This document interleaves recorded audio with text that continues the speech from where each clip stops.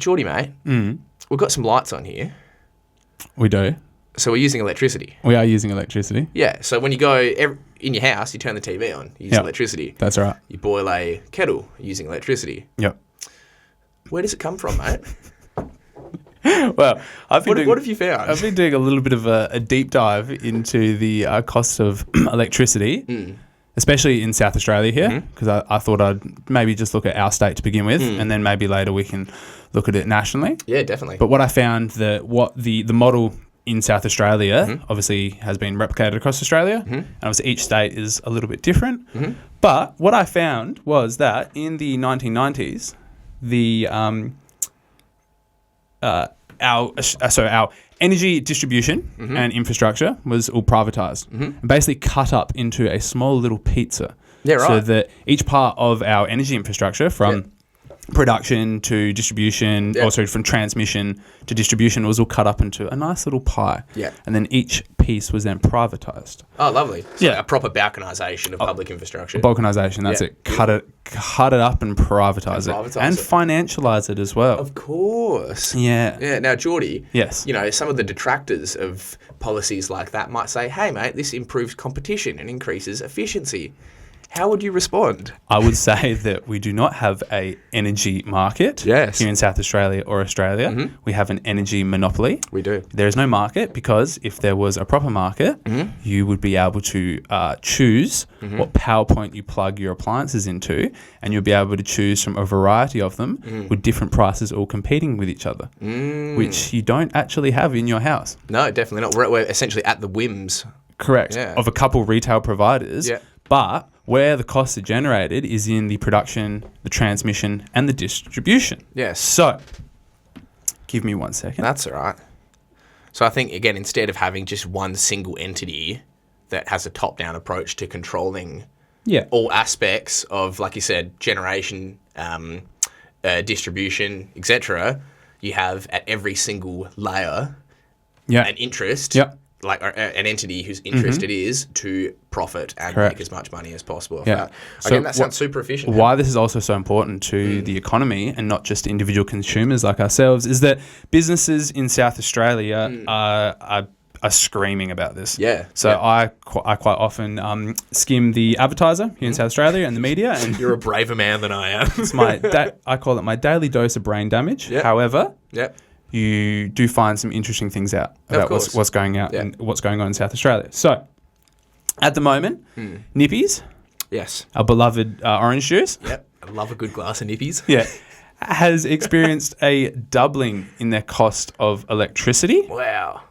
In the past year, and it's not just Nippies. So, the Dairy Farmers Association has said that the cost of electricity has went up 38% on average, and that the bill had increased from $70,000 last year to $100,000 this year. Wow. And he had also, because of the cost of electricity, get this, he had been forced to hire a consultant to help deal with the cost of electricity. These prices are so out of control and so complex that you need an external consultant to organise the power.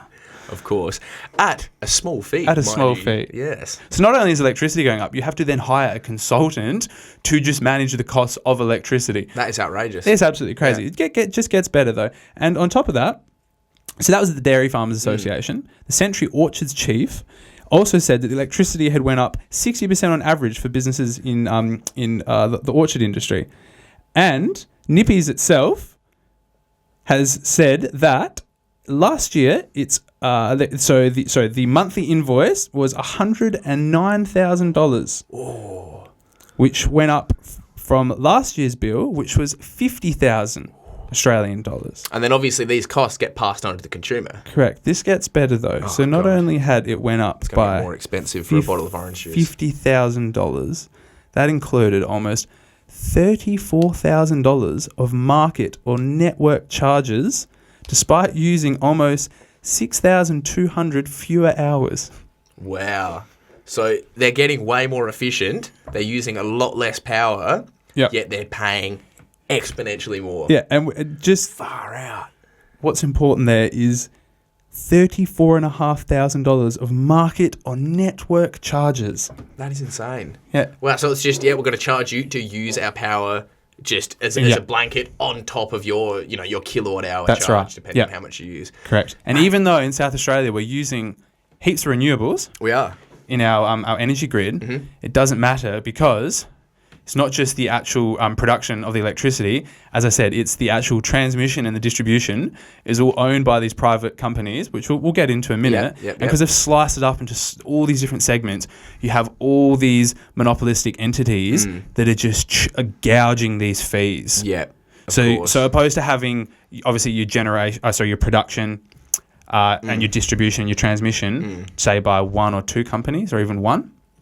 It's all these little individual companies that are all subsidiaries of other holdings and other investment firms. Oh, goodness. So these prices just keep doubling and tripling as the electricity goes through the infrastructure to your power outlet. Oh, my goodness. But, Jordie, I mean, playing the devil's advocate here, my friend, but surely all these companies are South Australian companies and therefore injecting money back into the local economy. To put it bluntly, no, they are not, and no, they don't. I will get there in a moment. Right. So, as I mentioned, South Australia does use a lot of renewable energy. Yes. I didn't do a great dive into the renewables. No. It's a pretty murky area because there are a variety of renewables, and it wasn't finding the information wasn't as easy to begin with as looking at where we get our gas, which is about 40% of our supply comes from gas. I think when it comes to renewables, there is a lot of statistical murky waters, essentially, of course. that kind of obfuscate actual real numbers and stuff like that. So, as people may be aware of the great Australian company Santos, which is one of Australia's largest gas exploration companies. So, Santos recorded $1.423 billion in profits last year. Woo! Not in revenue, but in profits. In profits, yeah. So that's how much they took home at the end of the day. That's how much they took home. After they covered all their expenses, that's how much they took home. And our friends at the Australian Institute, the boys, which do some really good research on this kind of stuff, said that 5 of Australian petroleum production and exploration companies paid no income tax for at least the past 7 years, despite combined income of $138 billion. Wow. And of those companies, Santos paid just $6 million on $28.9 billion of income and paid no income tax from 2015 to 2018 and in 2020. Far out. That is staggering. That is a disgustingly small amount of tax on a percentage. That's a fraction of a % of tax. Yeah. Wow. And obviously that is $138 billion worth of money that is essentially getting gouged out of the pockets of the everyday consumer to have to cope with these extra prices. Yeah. And these guys are just raking it in. Yeah. And these profits are going offshore to shareholders in other countries. No. Yeah, it's not going back into the local economy. None of it's staying in Australia. Jordie, are you telling me that privatisation isn't good? So, hang on a sec. So that's just that's Santos extracting the gas. Yeah. What about the pipelines? Oh. That actually distribute the gas in South Australia. Big shot. Yeah. State owned? Yeah. Obviously, of course. No. Our representative government is looking out for their constituents. No, definitely not. So the Australian Gas Networks recorded a profit of $328 million in 2022. Yeah. Yeah. And from 2014 to 2022, so over 8 years, they recorded $1.8 billion in supernormal profits on top of their $2 billion profit. So that's $3.8 billion of profit in 8 years. And that's just for the distribution of the gas. That's just for owning, operating and servicing maintaining the pipelines. And maintaining the pipelines. Yeah. Obviously, we need that. We need that. Yeah. But $3.8 billion over 8 years, it's a lot of money. That's quite a bit of money, man. And that's, like you said, that's another layer of the cake. That's another cost layer to the proverbial energy cake that us consumers have to eat. And the company that owns the Australian Gas Networks is a infrastructure business company called APA Group. Lovely. Which is a company in Australia which operates natural gas and electricity assets. Beautiful. And its revenue last year was $1.725 billion. Far out. They make it sound so benign, don't they? They do. We're just operating the gas infrastructure. We're just operating it. We're not raking in billions. We're just operating it so you guys can have reliable access to gas. Yeah.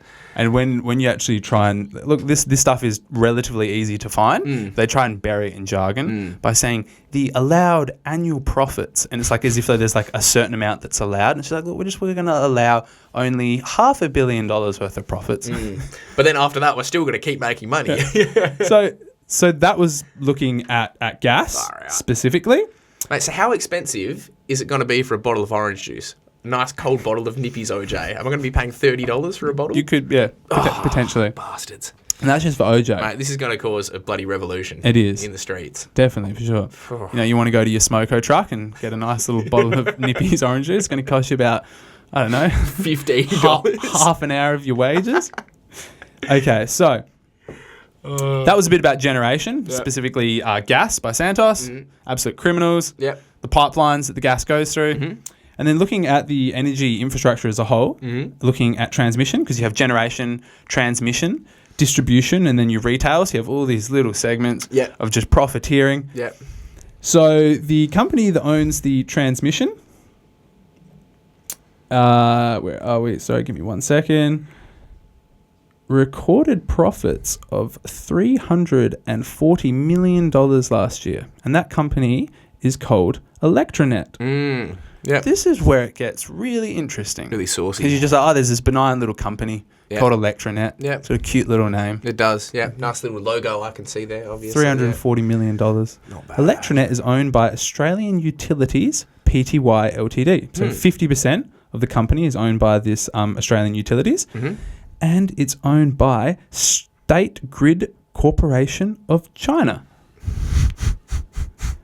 So that profit is going back to a Chinese consortium. Not only is it going back to a Chinese consortium, but the State Grid Corporation of China, commonly known as the State Grid, is a Chinese state-owned, I'm going to repeat that, Chinese state-owned electricity utility corporation. It is the largest utility company in the world. Wow. This gets more interesting. Hang on. Haven't got to the bottom yet. Yep. State Grid is the world's fourth largest company overall by revenue behind Walmart, Saudi Aramco, and Amazon. Ooze. That is a right cross, my friend. It is. That is a right cross. My goodness. And so what I found interesting about this is that you have a state-owned company in China which obviously oversees a lot of electricicity, like state-owned electricity infrastructure in China, owns half the company that owns some of the transmission networks here in South Australia. And where are those profits going back? Into the Chinese state, which then uses those profits to invest back into the Chinese economy. So, how to say? So, part of our electricity distribution network is state-owned. Is state-owned. It is technically state-owned. Not by the Australian federal government or state government. Dude, who thought this was a good idea? Yeah. That is absolutely outrageous. It's outrageous. That is ridiculous. Yeah. And then obviously they're using our profits to invest in their own country. Yeah, and build high-speed rail. Yeah. Cheaper, more efficient energy infrastructure. Bring people out of poverty. Yeah, all those kinds of things that government's meant to do. I bet you they have cheap-as orange juice over there. They probably have very cheap orange juice, that's right. Oh, yeah. What a bloody rabbit hole. Absolutely crazy. And but obviously that much profits from these mineral and energy companies, I guess that would buy... if you had that much money and you wanted to keep making that much money, just a little thought exercise for the audience, then you would be able to fund all sorts of lobbying groups, research groups, and organisations that would then be able to, feed information to the media and also influence political policy. That's right. Of course. But that would not happen in Australia because we're a representative democracy. Yeah. But it does happen. It does happen. Damn it. I'd also just add a interesting little piece of information that Santos does give a lot of money to both the major parties here in Australia at a federal and state level. That doesn't surprise me. It's no surprise that they're able to make super profits. Do we know how much pay it is? No tax. What's that? Do we know how much money they like? Because if it's a couple hundred, say if you're donating to each party, say if you're donating $500,000 to each party in an election camp, that's just a random number off the top of my head. I'm not sure what it is, but if you're donating $500,000 and then you're reaping in like billions in profit because of the concessions allowed by, said party when they get into government, seems like a pretty bloody good deal for the gas companies. Do you want to know the worst part? Yeah. Is that it's not $500,000, and this is a number off the top of my head. Yeah. It's pretty close on it because I've heard this elsewhere. Santos donated 50,000 Australian dollars to the Labor Party. What? Costs $50,000 to influence Australian politics. No way. 50 grand. 50 grand. That's like a RAV4. That's a RAV4. I think a RAV4 throw a bit more than that. Why are we such cheap bastards? We're the cheapest political class to buy off. That is outrageous. In the West. That is like post-Soviet dictatorship levels. Yeah. They probably charge more. Yeah, probably. They probably charge more for political influence. Yeah, that's right. And what I'll just... Sorry, I'm almost finished. There's ravage me harder. There's so many layers to this. Yeah. It can get a bit much. So SAPN, which is the South Australian Power Networks, was privatised in the 1990s. Yep. It was run by the state government. It was originally ETSA, Electricity Trust of South Australia. Correct, that's right. Yeah. Yes, which was created under the Playford government post World War II, I believe. So, the SA Power Networks arose from the split of generation, transmission, distribution and retail responsibilities. So, the privatisation, the financialisation and the division of our energy infrastructure. And again, this is just in SA. This is just in South Australia. Obviously, I'm assuming this is pretty much the same in every other state. This is who do you think owns SAPN? Well, obviously, Jordie, it's going to be a local South Australian company that injects their profits back into the local economy. Or an Australian corporation that pays tax? I'd hope so. No, so the distribution business is owned by the Hong Kong-based Cheng Kong Infrastructure Holdings, which is 51%. And the other 49% is owned by Spark Infrastructures, which is an Australian subsidiary. Yeah, but they own the lesser half. They own 49%. Correct. Yeah. This gets better. Mm-hmm. Cheng Kong Limited is a multinational conglomerate based in Hong Kong. It was one of Hong Kong's leading multinational conglomerates. And it is a developer of residential, office, retail, industrial and hotel properties in Hong Kong. Wow. Yeah. So they're building hotels with that money. Correct. Far out. How the profits are... I swear if you had to design a system to get... Just from what you're telling me, obviously, and I'm admittedly not a smart man, but just from what you're telling me, from the generation, I guess from the ownership of the actual resources themselves, the generation, the the transmission, the distribution, and the retail, all the way. And we haven't got up. I didn't even look into the retail today. But this just seems like the most inefficient way to be able to get power from the ground or from the sun or from the wind. From whatever, whatever medium to the PowerPoint that I'm plugging my computer into. That's right. Well, it might be inefficient for you, but it's very efficient for the profits of these investors and corporations. So, maybe I'm being selfish. Maybe I'm just thinking about myself too much and how it impacts my own life. I'm going to start getting on these guys' aside because they're obviously good people. What I thought was really alarming, and we did talk about this the other week, is this is the overhead and costs for businesses in South Australia and in Australia as a whole. Yeah. And for example, companies like Nippies, which is a South Australian company that's over 100 years old, they are astronomical increases of electricity prices. Yeah. And I guess most energy consumption kind of goes towards manufacturing and industry as well. Yes, that's right. How does this bode not just for Nippies but for the rest of our meager manufacturing centre that we have left and our agricultural sector here in South Australia? How does that bode well for us? Are we going to be just producing nothing because it's too expensive? Yeah. I guess Cheng Kong would probably want it that way, wouldn't they? Far out.